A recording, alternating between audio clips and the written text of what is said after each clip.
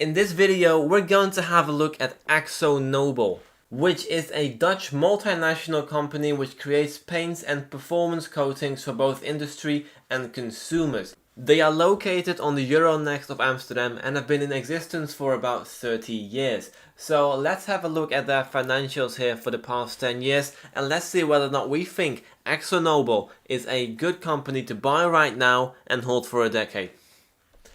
So looking at their revenue, the first thing that we see here is a very steadily decreasing revenue number. They started with 15.4 billion here in 2012, which has decreased all the way to 9.6 in 2021.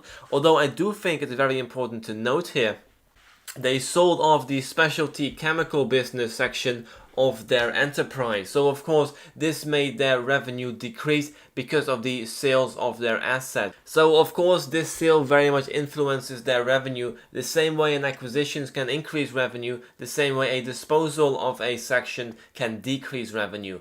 So I do not think it's fair to say that their revenue dropped from 15.4 to 9.6 because of the sale of their section here. Now if we do actually include this for the full 10 years, we can see that their revenue has dropped by 4.6% every single year. But I don't think that's entirely true because they sold some of their assets. So if we just look in here at the past 5 years, we can see a revenue growth of 0%. They have been holding very steady. They have actually sold off the specialty chemical business, which was weighing down their revenue growth. This was a decreasing enterprise and they decided to sell it. So looking at their earnings then, we can see a very similar picture, which is to say that their earnings have come down from 4 billion to 1.4 billion here in 2021. Again, it's important to note that in 2016 they sold off part of their business, so this drop is due to the sale and not through organic reasons. So looking at the EBITDA growth from 2017 until 2021 onwards, so looking at the numbers between 2017 and 2021, we see an increasing in earnings by about 1% every single year. Debt level has been decreasing for the past 10 years, nothing much to speak of here. They are very unleveraged as a company. They always have some additional cash on hand as well. In 2018, of course, after the sale, they used some of the proceeds to buy down their debt and have some additional cash on hand. So in 2018, their assets and liabilities were actually very positive. They had no debt to speak of, really. So that was very nice to see back then. Of course, they leveraged up a little bit, but I still think it's nowhere near in the risky territory. Now what we can see here is that their market cap has been steadily going up by about 3% every single year. Now when it comes to the market average, when it comes to stock price returns, on average you see about 6%. So when it comes to that, Akzo Nobel is very much underperforming that number, but of course they sold off half of their business. Enterprise value is the entire value of the company. It's the market cap, so the price I see on the open market, to which we then add the debt and subtract the cash. And we can see that enterprise value has been growing relatively in line with market cap. EV/EBITDA ratio, we can see here for the first 5 years they had a EV/EBITDA ratio of about 9 times on average, and this has been coming up quite drastically since 2017. After they decided to sell the failing segment of their business, investors saw a growth possibility for Akzo Nobel and started to invest, and this very much increased the multiple. So I think this multiple very much says that the market is expecting some growth for Akzo Nobel in the future. On average it has been 12.4 times, but if we look at just the last 5 years, ever since they spun off part of their company, we can see an average EV/EBITDA ratio of 17 times. Net debt to EBITDA ratio is really not much to say. Their debt level has been very low and there's no risk of bankruptcy whatsoever. So this then brings me to their cash flow.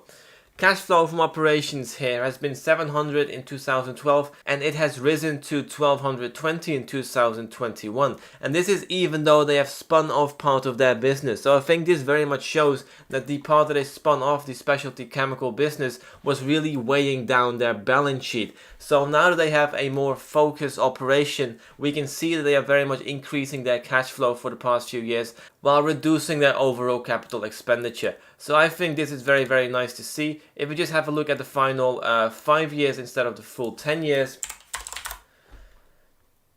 we can see a cash flow growth here of 4% every single year, and we can see a capital expenditure that has come down by 12% every single year. So this very much shows that the margins with which they're operating is very much increasing. Their cash flow is going up and their capital expenditure is coming down. Very, very nice. So this also leaves me with a very growing free cash flow. If we just look at the number here of 2000, whoops, nope, that's not what I meant to do. If we just look here at the numbers of 2017 onwards, we can see an overall growth in free cash flow of about 17%. Very, very nice. They also started buying back shares, which I think is also a reason why investors are more interested in this company, because the company is doing a lot to actually reward shareholders. So now this then brings me to free cash flow per share, and again I'm going to be looking at the past 5 years and not the full 10, and we can see a very steady increase of free cash flow.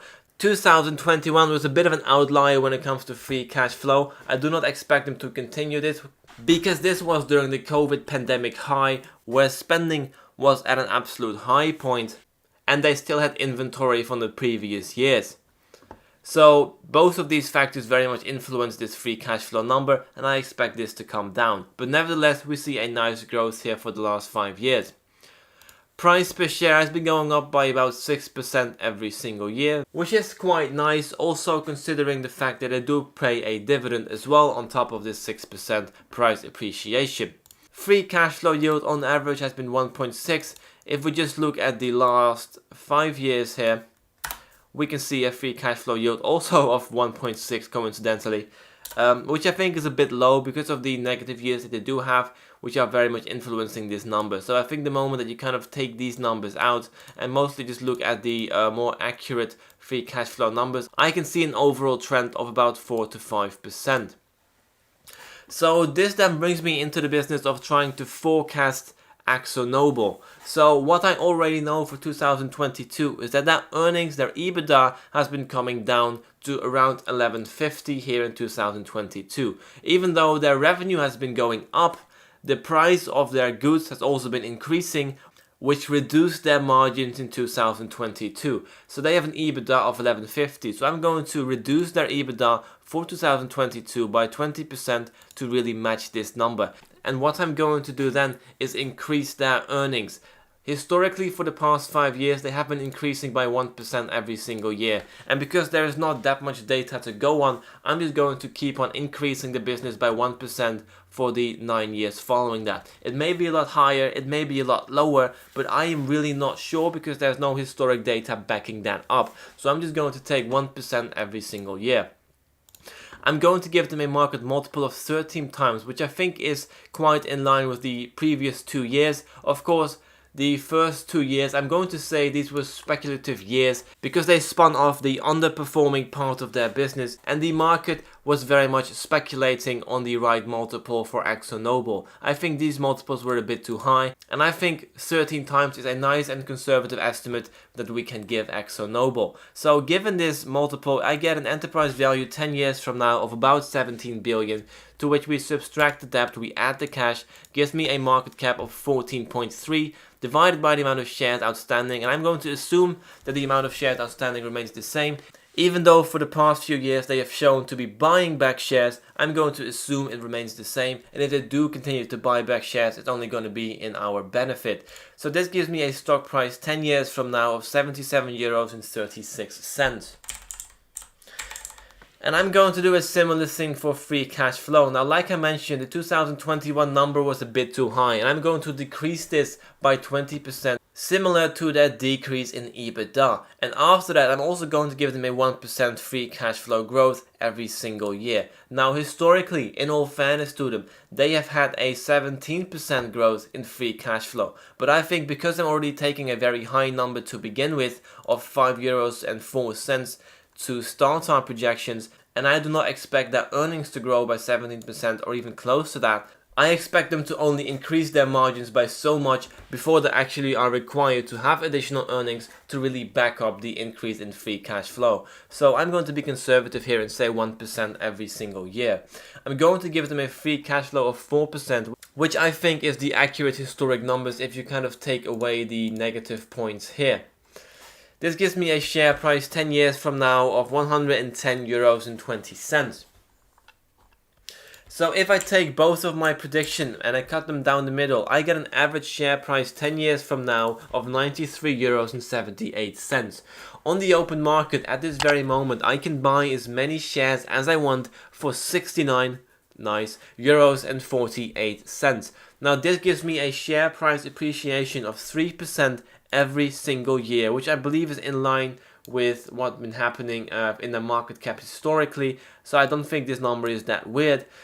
But of course, if we include the cash flow that we expect Akzo Nobel to be producing for the upcoming 10 years, which are quite high numbers here, 4 euros and increasing every single year, their free cash flow is quite high. So if we include this number and we expect them to buy back shares with this free cash flow as well as issue a dividend or expand some of their operations, I expect an IRR of 9.7%.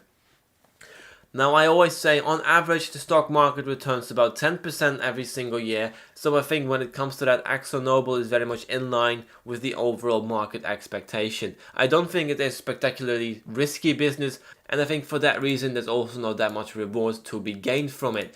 They are a paints company, and I think we will be needing paints for the upcoming future, but I don't think we will be needing paints in excess. So I think when it comes to that, I think it's a nice and stable business to add to your portfolio, but I do not expect them to outperform the market, and I think there's definitely better stocks available to do that. Given that, let's see what happens if the price comes down a little bit. So the moment that the price comes down from 70 euros to about 50 euros, I think I'm going to be interested in buying this stock. A 15% IRR is really quite attractive, especially considering the relatively conservative, or maybe like more accurate than conservative, I think I do have to say, but definitely towards the conservative side of accurate. I think 50 euros is a very attractive price for this company, but I also do not expect them to reach that number anytime soon. So this was Akzo Nobel. Thank you very much for watching. Don't forget to like, subscribe and all that good stuff. And also I quite recently launched a Patreon. So if you're interested in having this financial sheet that I'm always using for my videos, as well as a projection tracker that tracks all the projections that I've made in this video, as well as some additional ones that I didn't cover in any of my videos, and see how accurate my projections have been, you can have a look at that too. I also provide a Google Sheet with which you can track your own stock market portfolio, as well as track my stock market portfolio. If you're interested in that, do subscribe to my Patreon at the link in the description. And I'll see you in the next one. Cheerio!